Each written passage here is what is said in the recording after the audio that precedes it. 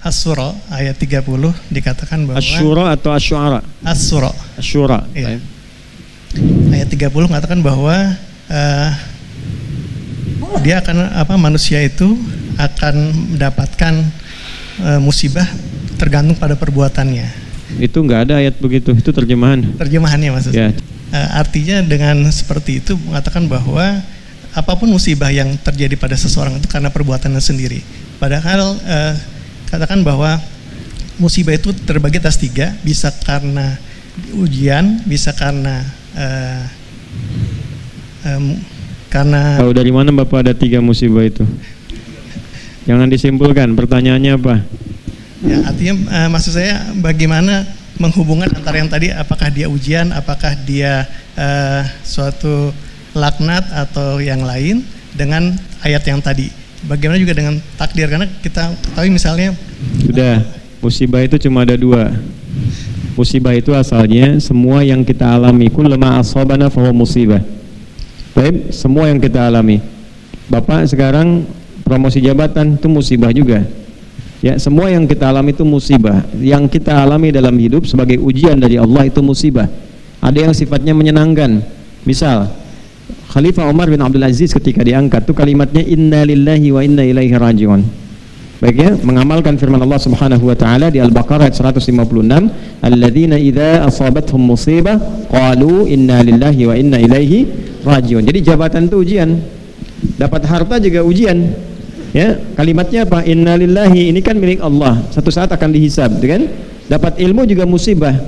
Nah, ada yang kedua jenisnya, ujiannya berupa hal yang tidak biasa kita rasakan, melahirkan duka cita, misalnya meninggal, ya, kekurangan harta, walanabluwannakum bisyai'in minal khawf wal ju' wa naqsin minal amwal wal anfus wat thamarat, ya.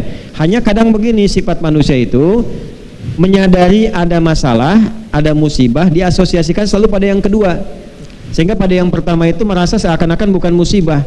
Nah, kenapa itu bisa muncul? Karena perspektifnya memahami musibah itu hanya dikondisikan pada bagian kedua ketika ia datang pada hal yang tidak disukai saja.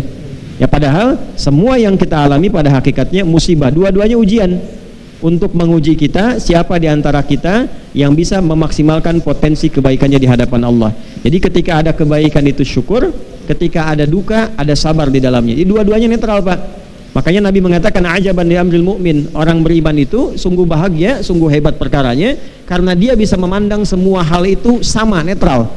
Ketika dia mendapatkan kebahagiaan dia bersyukur, dan ketika diuji dia bersabar. Jadi semuanya merasa ini ujian Allah saja, saya cuma jalani sampai saya meninggal. Jelas sampai di sini ya. Nah, apa kaitan dengan surat Asy-Syura ayat ke-30 tadi? Pada hakikatnya nggak mungkin diuji kecuali karena perilaku kita juga. Bapak misalnya milih pekerjaannya apa sekarang? saya dokter. Dokter, maka ujiannya di bidang kedokteran, Pak. Nggak mungkin ujian di bidang kepolisian, nggak mungkin ujian di bidang kemiliteran. Pasti ujiannya di bidang kedokteran. Itu yang dimaksud pilihan hidup kita itu, disitulah ada letak ujiannya. Demikian juga hal-hal yang terkait dengan hal negatif. Orang yang korupsi, pasti ketika dia korupsi tertangkap, di penjara, yaitu bagian dari musibah dia. Di sabat aidikum, ya, itu sebab dari perbuatan kalian sendiri. Jadi yang dimaksud ayat itu ada 2 bagian. Satu, pilihan hidup kita akan mendatangkan ujian bagi kehidupan kita yang sesuai dengan pilihan hidup kita. La yukallifullahu nafsan illa wus'aha. Jadi kita pilih di kedokteran, Allah akan uji dengan sifat-sifat kedokteran. Saya memilih di bidang keulamaan, ya ujiannya seperti ini. Ya, Anda di bidang apapun ujiannya akan sama. Nah, dan kembali kepada apa yang kita lakukan, dan perilaku kita yang kedua itu juga menentukan jalan ujian kita. Jadi ketika kita berbuat baik, musibahnya apa? Kebaikan kita terima sebagai ujian. Apakah ria? Apakah bersyukur? Ya, asykuru an akfur. Yang kedua, kalau diberikan hal yang kurang baik, apakah dia bersabar atau mengeluh? Ya, nanti kembali kepada sifat-sifat tanah pada diri manusia. Ya, kalau sering mengeluh, ya, sering bertikai dengan orang, nah itu mungkin lahirnya dari tanah sengketa, gitu ya. Nah, kalau suka nimpakan beban pada orang, mungkin bebannya lahirnya dari tanah longsor itu, ya. Nah, jadi kalau kita bagus, sikapi dengan baik, ya itulah tanah-tanah yang baik dalam kehidupan. Saya kira cukup pertanyaannya. Sudah dijawab? Sudah itu. Baik. السؤال منه هو أنا شرحته لسان استفسار منه كيف صيغة السؤال وما هو المقصود من ذلك. هو سأل عن حقيقة المصيبة. هو سأل عن تفسير قول الله في سورة الشورى. نعم. وحضرتك أجبته أن المصيبة لها تفسيرات عديدة وهكذا. نعم. في إضافة تفضل يا شيخنا. أحسن الله إليك. الله يبارك فيكم شيخنا. في نعم ada yang lain terakhir. الإضافة فقط. تفضل. أن يسلم الإنسان دائما لله سبحانه وتعالى. دائما في أمورك كلها سلم أمرك لله سبحانه وتعالى. يعني لأن عندنا من أركان الإيمان أن تؤمن بالله وملائكته وكتبه ورسله واليوم الآخر وأن تؤمن بالقدر خيره وشره. فأمور كثيرة الإنسان لا يكون له دخل فيها وكان ذلك في الكتاب مسطورا. وهناك يعني كل هذه الأمور كتبت للإنسان يعيشها وهو جنين في بطن أمه. إذن الإنسان يسلم أمره لله سبحانه وتعالى ويؤمن بالقدر خيره وشره لأنه ركن من أركان الإيمان. Barakallahu fikum, ahsant. Ini tambahannya sangat bagus nih Pak, untuk kita semua, untuk Ibu juga.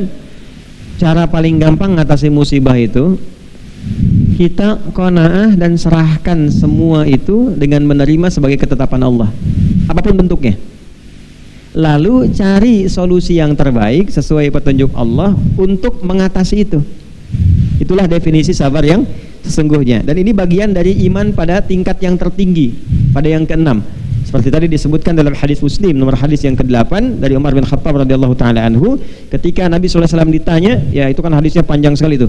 Ya bainama nahnu julusun 'inda Rasulillah sallallahu alaihi wasallam ittala 'alaina rajulun shadidu bayadi thiyabi shadidu sawadi sya'ri la yura 'alaihi atharu safari wa la ya'rifu minna ahadun fajalasa ila an-nabi sallallahu alaihi wasallam fa asnada rukbatayhi ila rukbatayhi wa wada'a kaffayhi ila fakhidhayhi fa qala ya Muhammadun akhbirni 'anil Islam. Fa qala Islam an tashhadu an la ilaha illallah wa anna Muhammadar Rasulullah wa tuqima as-salata wa tu'ti az-zakata wa tasuma ramadhana wa tahujja al-baita an istata'ta ilayhi sabila. Qala sadaqta. Fa'ajibna yas'aluhu fa yusaddiqu fa qala akhbirna 'anil iman. Nah ini poinnya. Faqala Nabi sallallahu alaihi wasallam al-iman an tu'minu billah, an tu'mina billahi wa malaikatihi, ya, kemudian wa kutubihi wa rusulihi wal yaumil akhir, yang keenam wa tu'mina bil qadari khairihi wa syarrihi. Kita itu lulus di yang 5. Iman pada Allah, malaikat, kitab, rasul, kiamat, yakin semua. Tapi giliran ada qada dan qadar suka nanya, ya Allah kenapa harus saya? Kenapa begini, gitu kan? Nah, maka bagaimana caranya? Terima dulu, karena setiap yang Allah kasih itu adalah kebaikan yang sesuai dengan kebutuhan kita. Terima dulu. Kalau sudah bisa menerima, hati kita cenderung lapang. Allah kasih gelap, hujan, alhamdulillah. Terima dulu. Nanti setelah itu pelajari apa hikmahnya di balik hujan ini. Manfaatkan waktunya. Jalan berangkat musibah, macet betul. Terima dulu. Karena bikin status pun tidak menghentikan macet. Ya, terima dulu. Setelah terima, baru cari kegiatan yang produktif. Apakah membaca, apakah koneksikan dengan kegiatan yang lain. Maka dari itulah tadi beliau mengatakan, serahkan urusan kita dengan menerima itu kepada Allah. Itulah puncak keimanan qada dan qadar. Jelas ya? Allah Ta'ala a'lam bis-shawab.